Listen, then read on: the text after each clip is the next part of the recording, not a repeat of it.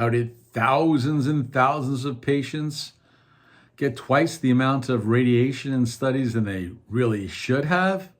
Even under the not so watchful or indifferent eye of the FDA and NRC? Listen up, this is part one.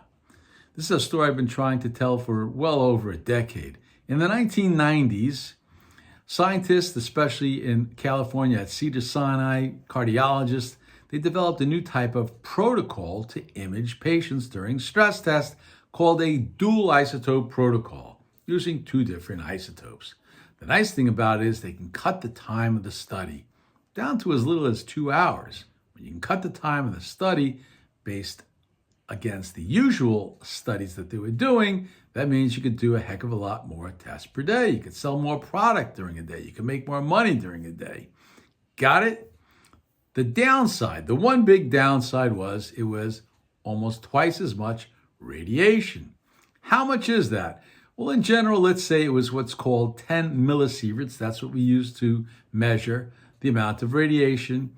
And to put that in perspective, that's equivalent to 100 excess chest x-rays for that patient. Maybe 3.5 CAT scans per patient.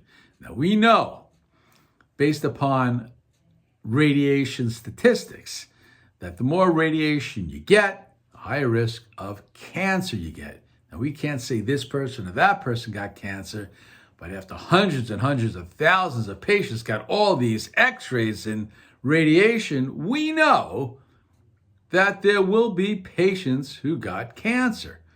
Was it several hundred, maybe several thousand? Who knows? But the risk was there. But the NRC and FDA, under their indifferent, maybe not too watchful eyes, just let this happen. This was against every protocol anyone ever learns when you study nuclear medicine. You're supposed to give the smallest amount, it's written in stone, the smallest amount of radiation that is needed for the test. Okay?